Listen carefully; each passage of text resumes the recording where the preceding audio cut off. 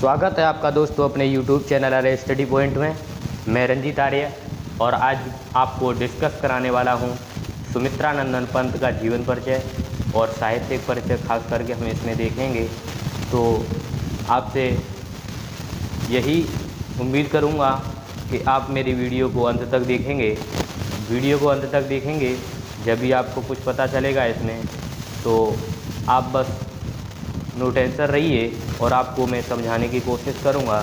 देखिए, सुमित्रा नंदन पंत का जो जीवन परिचय बताएंगे पहले, उसके बाद में साहित्यिक परिचय बताएंगे और उसके बाद में फिर कृतियाँ इनकी हैं, जो कृतियाँ हैं उनके बारे में बताएंगे।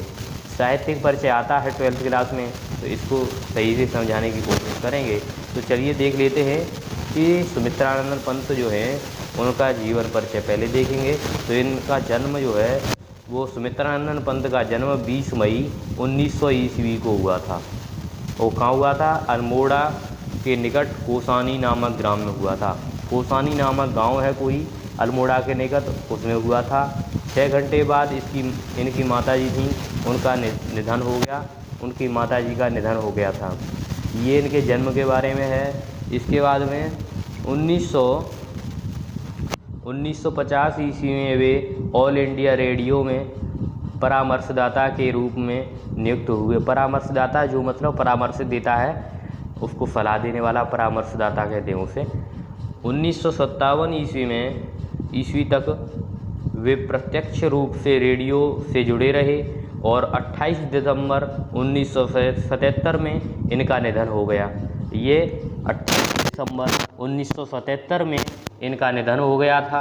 आगे देख लेते हैं इनका साहित्यिक परिचय।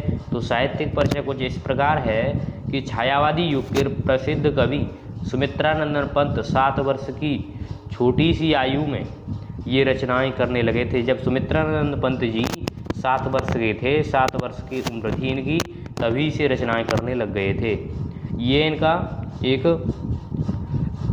मौके के बाद देखी जाती तो बहुत अच्छा लगता है ये बात कि 7 वर्ष की उम्र में ये रचनाएं करने लग गए थे। इसके बाद में उनकी जो प्रथम रचना थी सन 1916 ईस्वी में उनके सबके सामने आई। 1916 ईस्वी में ही सबके सामने आ गई थी और उसका नाम था गिरजे का घंटा नामक। गिरजे का घंटा, इसका नाम था रचना का गिरजे का घंटा।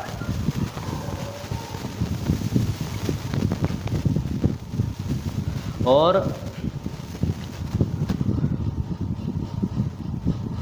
इस रचना के पश्चात वे लोग काव्य रचना में लगे रहे। काव्य रचना इन्होंने की 1919 में ईस्वी में इलाहाबाद के म्योरे कॉलेज में प्रवेश लिया और इसकी पश्चात इन्होंने काव्य के प्रति रुचि और बढ़ गई इनकी।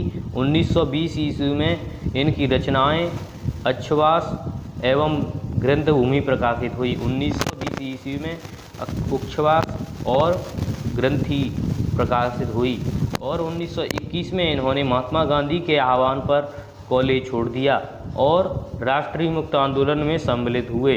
राष्ट्रीय मुक्त जो आंदोलन चल रहा था उसमें सम्मिलित हो गए, लेकिन इनका स्वभाव कोमल होने के कारण सत्याग्रह सक्रिय रूप से सहयोग नहीं कर पाए और सत्याग्रह छोड़कर दोबारा काव्य रचना में व्यस्त हो गए।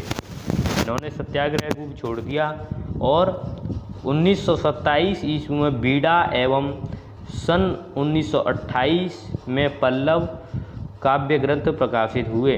इसके और इनकी जो प्रमुख कृति है ना, बीड़ा, पल्लव, गुंजन, ग्रंथि, ये कृतियाँ इनकी लोकायतन, ये बहुत ही महत्वपूर्ण कृति हैं।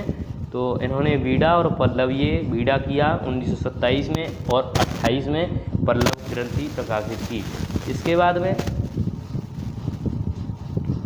किया और प्रयाग आकर उन्होंने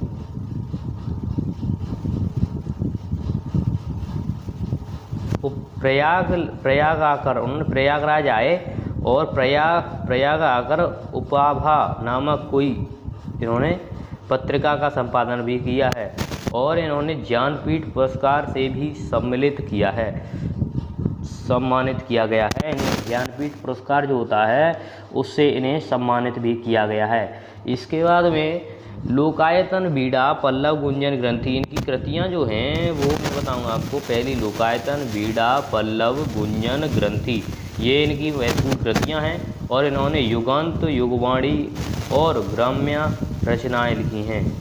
ठीक है, ये इनकी प्रमुख रचनाएं रहीं। इनका साहित्यिक परिचय ये रहा कुछ। इसकी जो PDF है वो आपको डिस्क्रिप्शन में मिल जाएगी। आप बस मेहनत करते रहिए, बोर्ड परीक्षा में अच्छे अंक लाने की कोशिश करें। मेरा एक रिक्वेस्ट है आपसे कि मेरे YouTube चैनल और स्टडी पॉइंट को सब्सक्राइब करें, बेल आइकन को प्रेस करें ताकि आने वाली सभी नोटिफिकेशन आप तक पहुंचती रहें। और आपसे बस इतनी ही उम्मीद करता हूं। आपने मेरी वीडियो को पूरा देखा है तो आपका इसके लिए आपका तहे दिल धन्यवाद करना चाहता हूं। आई होप आपको ये वीडियो समझ में आई होगी। तो बहुत फिर मिलते हैं अगली वीडियो।